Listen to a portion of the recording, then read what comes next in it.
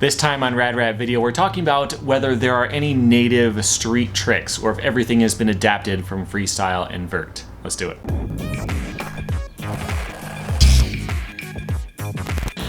Welcome back to Rad Rat Video, a channel where we talk about skateboarding, sometimes from different locations, set up in my living room because I'm tired and this stuff was up here already for another project.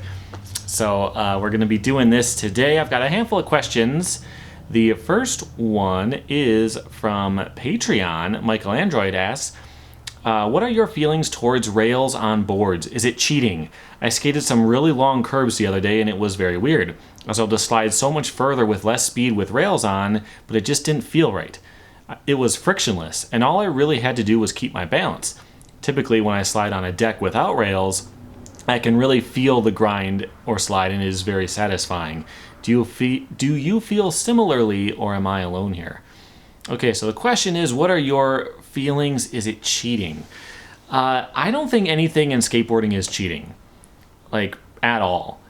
I can't imagine a scenario where you could be considered to be cheating. If you're in a contest and you like get some extra time for some reason, like sure, that's cheating. But as far as like me just going out and doing a trick on the street, I don't think there's any way to cheat. And the reason I think that is because there's no good reason to do things in the hardest possible way. So in freestyle, the boards you typically use, an average freestyle board is like 7.4 wide, which is really small compared to a street deck. Is that cheating? Is it better to use a bigger board? At what point does it become cheating, and at what point is it not? You know, back in the day, street boards were about 7.5, so it wasn't that big of a difference. Nowadays, they typically are 8 or above, so it seems like a bigger deal. Is that cheating? I don't think so. Also in freestyle, you can put grip tape on the bottom of the tail so your foot doesn't slide off in Casper. Is that cheating? I don't think so. It's almost impossible to do a real Casper on a street board without grip tape on the bottom. You know, there's a lot of different things you can do for protection and, you know, like taping your fingers for, I'm using all freestyle examples here, but lots of things you can do. Is it cheating to wax a curb, or do you have to just grind it? If the curb is not painted, you kind of have to wax it, but at what point is it cheating? I don't think it's ever cheating. So if you want to do a really long board slide on a curb, and you like the fact that you have rails on will affect how much I'm impressed by it, I guess. But as far as whether it's less legitimate, I don't think it matters at all. Okay, next question is also from Patreon, from My Love is a Stapler. Do you think it's possible to do a Casper slide down a handrail? Longtime watcher, first time asker. Yes.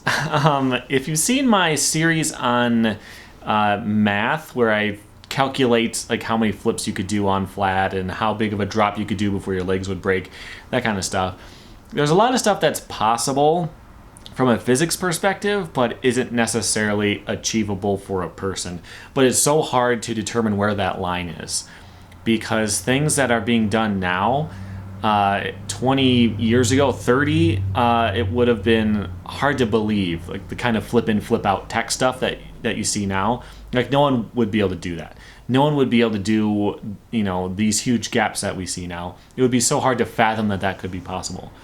So if you're talking from a pure physics perspective, of course it's possible to Casper slide on a handrail. It would be amazing to see it done, but it could be done. Will we ever see it? Will anyone get to that level? I doubt it. I don't think that's really a reasonable thing to expect somebody to ever do. But yeah, if it's technically possible, I would say. Next question is from Ali Khan, who says, what is the worst pain in skating, both physically and mentally? Example, landing primo, not committing, sacking a rail, someone not recording your trick. So we have emotional pain as well. I would say battery out. That is the biggest thing for me. Like if I get hurt, yeah, it sucks, but I'll at least have a good clip out of it, you know? For me, if I'm out there and I'm filming and I have my GoPro angled with the newest GoPro, which I lost, I think someone stole it from my car, actually. I had a GoPro Hero, not the latest one. I don't know. I'm not sure. I want to say 7, but it might have been 5. It's like not the newest, but the front screen will actually say like how much time is left and all that kind of stuff. And so I can look at it every now and then and make sure it's still going. But before that, the older ones, it was just on the back screen. And so you're just looking at a lens. There's no way to know if it's still going. And there's a lot of times I was trying a trick and trying it and trying it and trying it. I know there's plenty of space left on the card, plenty of charge left in the battery, but it just got too hot and it turned off. I've had that happen so many times, and it was incredibly frustrating. So when I used to film more trick tips, and I would like to do more, but it's gotten to a point where I've taught pretty much every basic trick. Some of the videos are really old, so it might be worth revisiting.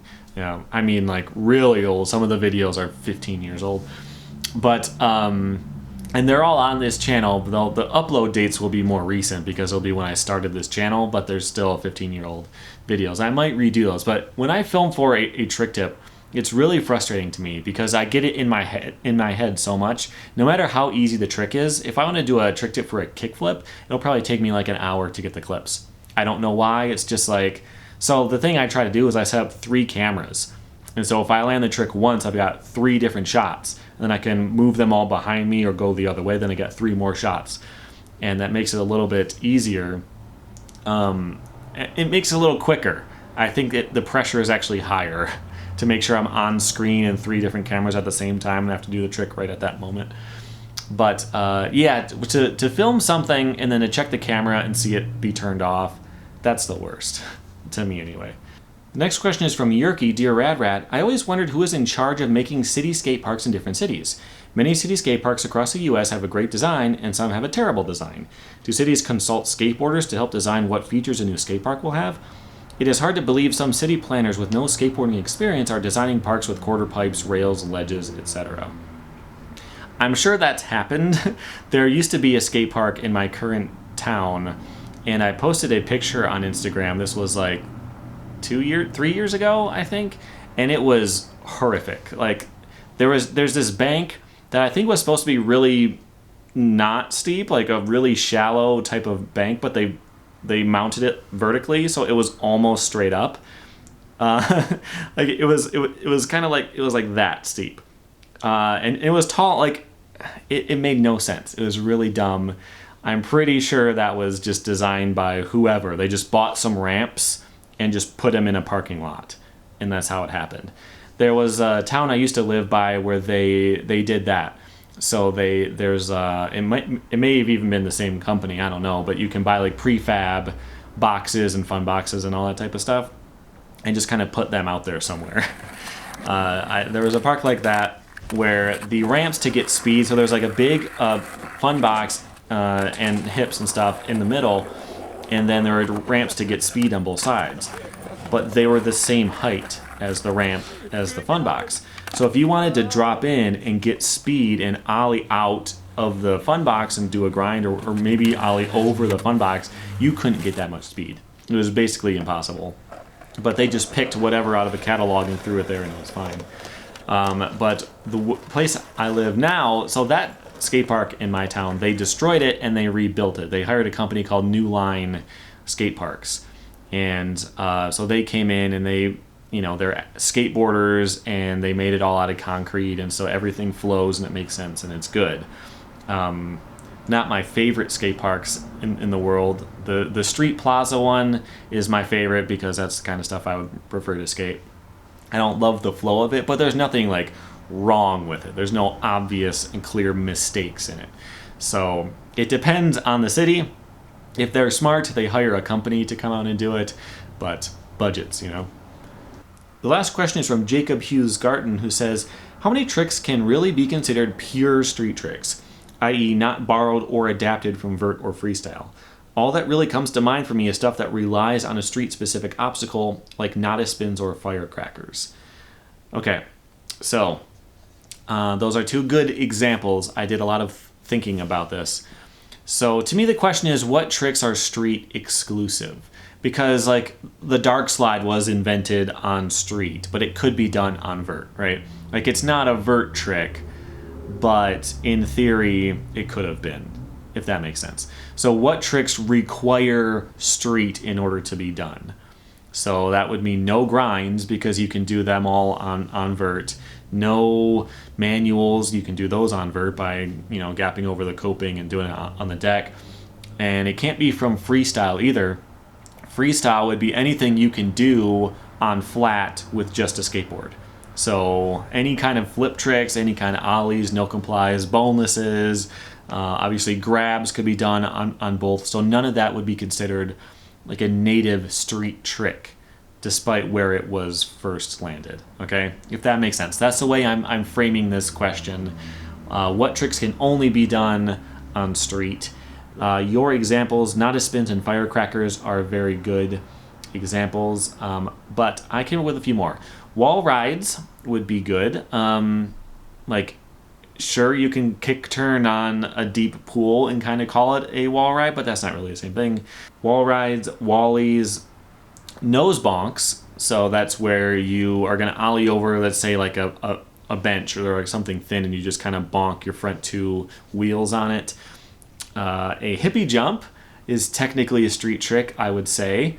They were done in high jump contests back before street was a thing, but it requires an obstacle. I would consider that a street trick. The Chinese ollie. So if you've never heard of that one before, it's where it's called that, I believe, because it's the opposite side. So it's like an ollie off the nose. Like China's the other side of the earth, so you're ollieing off the other side of the board. It's not a nollie though. What you do is you find a crack where it is kind of a deep crack and it goes up. So like kind of, you know, like a bump somewhere. And you kind of nose manual toward it, and your front wheels bounce off of it and take you up in the air. Nolling on vert is probably very similar to that, but I would definitely call that a native street trick. The no stall pullover, I don't know if this has a name. This is a trick I used to like to do. It requires a curb and a gap to the other side. You can't do that on a quarter pipe. Pole jams and pole jam flips. So there's clips out there of people where they, like, instead of just doing a pole jam, you kind of like let the board glance off of it, or maybe even throw the board at a curb as you jump and make it bounce off and flip somehow. That's a street exclusive trick.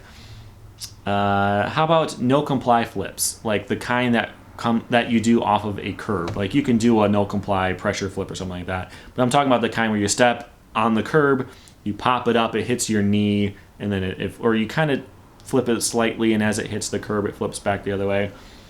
Yeah, maybe you could do that on vert, but I kind of doubt it. And then the last thing I thought of was a double grind. So like a nose slide, tail slide at the same time, or any other kind of double grind you could think of. I've never seen a vert ramp that has two copings that you could grind. So any kind of double grind would be a native street trick. So that's all the stuff I have come up with. Let me know if I missed anything. I probably did, but I spent some time thinking about that, and I think I got them all. So that's it for this time. If you have questions of your own, you can submit them through Patreon, like a few people did today, and you will definitely get an answer either directly or on video. You can go to radratvideo.com. There's a form right there, and you can submit it.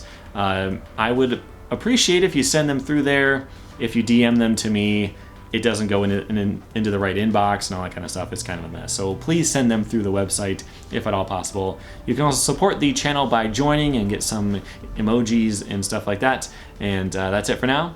Thanks for watching.